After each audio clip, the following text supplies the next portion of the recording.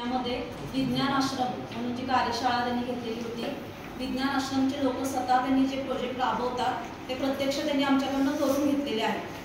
तेच प्रोजेक्ट राबवावेत असं नाही आहे, ते फक्त नमुना प्रोजेक्ट होते.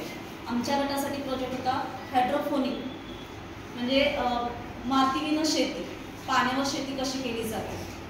ॲक्च्युली तसा एकदम सोपा प्रकल्प नाही आहे, त्याच्यासाठी खूप गोष्टी करण्याची गरज असते आणि थोडा खर्चिक पण आहे. आणि ग्रामीण भागामध्ये आपण जमीन भरपूर उपलब्ध असल्यामुळे तो प्रोजेक्ट निवडलेला नाही आहे, पण शहरांमधून तो आवश्यक आहे. तो पुन्हा दुसरा प्रोजेक्ट होता, तो म्हणजे म्युझिक बँड तयार करणे. जे आपल्या शाळेमध्ये किंवा घरामध्ये जुन्या वस्तू असतात ज्या वापरत नाहीत त्यांचा उपयोग करून मुलांनी असे म्युझिक बँड तयार करायचे. म्युझिक बँड असे आपले जसं धारावीच्या या ठिकाणी आहे मोठा म्युझिक बँड आहे, तर असे जगामध्ये मोठे मोठे बँड आहेत.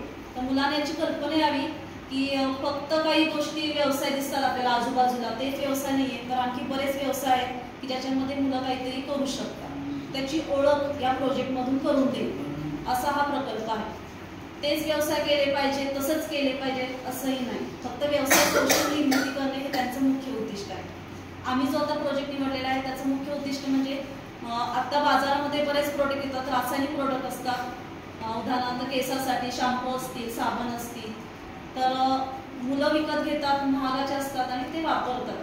परंतु आपल्या आजूबाजूलाच काही अशा नैसर्गिक गोष्टी आहेत त्याचा उपयोग करून आपण काही वस्तू तयार करू शकतो, स्वतः वापरू शकतो आणि समाजामध्येही त्या वस्तू तयार करून ते प्रोडक्ट विकू शकतो. तर हे कौशल्य त्यांच्यामध्ये निर्मिती करायची. हा प्रोजेक्ट आहे तो एका दिवसातला मुळीच नाही आहे, 6 महिन्याचा प्रोजेक्ट आहे. सुरुवातीला फक्त वनस्पतींची माहिती करून घेणे आपल्या आजूबाजूच्या परिसरातल्या, तर त्यांच्यासाठी एक प्रश्नावली तयार करणे, चर्चा करणे ही पहिली ॲक्टिव्हिटी होती त्याच्यासाठी. म्हणजे तुम्ही जेव्हा प्रोजेक्ट राबवता तेव्हा अचानक पटकन कोरपड आणायची, दाखवायची आणि हे तयार झालं प्रोडक्ट आला तर तुम्ही तयार करा, तर असा प्रोजेक्ट नाही.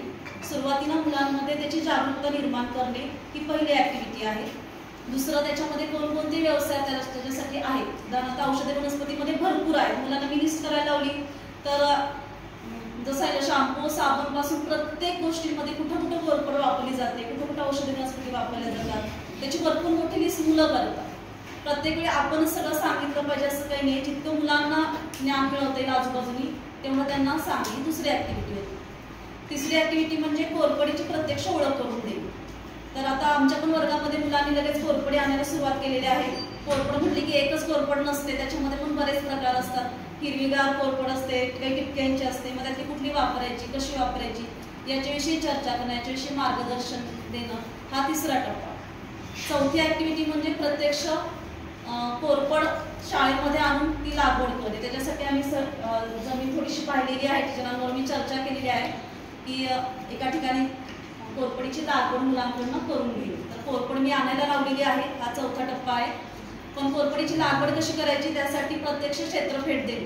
आता इथं रोपवाटिका आहे, तिथून आम्ही माहिती घेणार आहोत की कसं त्या कोरपड आणली आणि जमिनीत लावली असं नाही, तर कशी जमीन तयार करायची, कशी लावायची चांगली येण्यासाठी. पण अशा कोरपडी कमी जास्त येतात, त्याच्यामध्ये दर किती कमी जास्त येऊ शकतो. तर चांगल्या प्रतीच्या आणि उत्कृष्ट जमीन तयार करून कशी कोरपड लावायची याच्याविषयी एक क्षेत्रफेट देणं.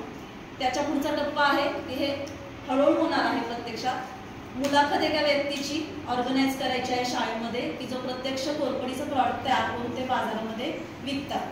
त्यांचं एक प्रात्यक्षिक मुलांकडनं आणि त्यांच्या थ्रू दाखवायचं मुलांना की उदाहरणार्थ आता काही फोटो आहेत काही शाळांमधून केलेले आहेत की साबण तयार केलेले आहेत, बेस काही त्याचा वेगळा असतो, ते बेस वापरून ते प्रोडक्ट तयार करता येतात. तसं एक कृती कार्यशाळा मुलांसाठी घ्यायची. त्याच्यानंतर मग मुलांकडनं एक एक टप्प्यामध्ये छोटे छोटे प्रोडक्ट तयार करून घ्यायचे. आता जस्ट एक माहिती दिली होती की घरी करून बघा, फेस पॅक कसा तयार करायचा, हेअर मास्क कसा तयार करायचा.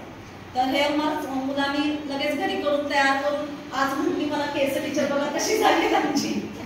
तर एकदम सोपं आहे आणि मी संपवते की घरी सगळ्यांच्या कोरपड असते, कुंडीमध्ये पण लावली जाते, भरपूर मोठी वाढते. त्याच्यामधला गर काढला आणि त्याच्यामध्ये थोडंसं तांदळाचं पीठ ते टाकलं, त्याच्यानंतर थोडंसं दही टाकलं आणि ते मिक्सरमध्ये बारीक केलं. कॉफीची छोटीशी पुडीसुद्धा टाकू शकतात की ज्यांना थोडासा रंग हवा असतो. आणि 1-2 मिनिटाचं काम असतं, ते मिक्सरमध्ये एकदम बारीक करायचं आणि आंघोळीच्या आधी केसांना छान ते मास्क लावून ठेवायचा. 15 मिनिटांमध्ये नंतर धुतल्यानंतर छान सिल्की केस होतात. त्यांना ते पटकन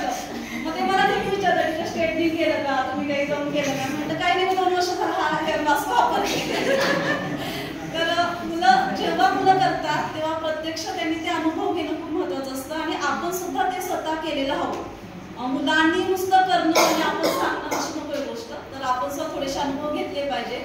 तर असे प्रोडक्ट तयार करून घेणं, साधारण हा प्रकल्प आपल्याला डिसेंबरपर्यंत तयार होईल ते प्रोडक्ट्स. त्याच्यानंतर त्या प्रोडक्टचं प्रदर्शन मांडायचं, त्याची विक्री कशी करायची याची माहिती मुलांपर्यंत पोहोचवायची आहे.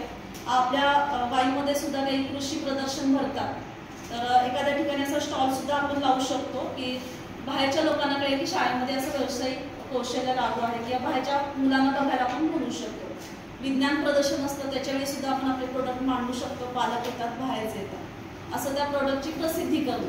आणि प्रत्यक्ष विक्री केल्यानंतर मुलांनी एक चार्ट तयार करायचा, नफा विक्री, नफा तोटा, की आता मी प्रोडक्ट तयार केलेला आहे, त्याला एकूण खर्च किती आलेला आहे, त्याचा एक अहवाल त्यांनी तयार करायचा आहे. किती पदार्थ लागले, त्याची किंमत किती आहे, त्याच्यातनं विकताना कितीला विकला गेला पाहिजे, नफा होतोय की तोटा होतोय, याचं एक पूर्ण प्रोजेक्ट त्यांनी तयार करायचं आहे. त्याचं वर्गामध्ये सादरीकरण करायचं आहे. आणि त्याच्यानंतर मग आपल्याला कळणार आहे की त्यांना खरोखर ते अनुभव मिळाला का, त्यांच्यामध्ये ते व्यावसायिक कौशल्य विकसित झालं का, हा एक अनुभव झालेला आहे.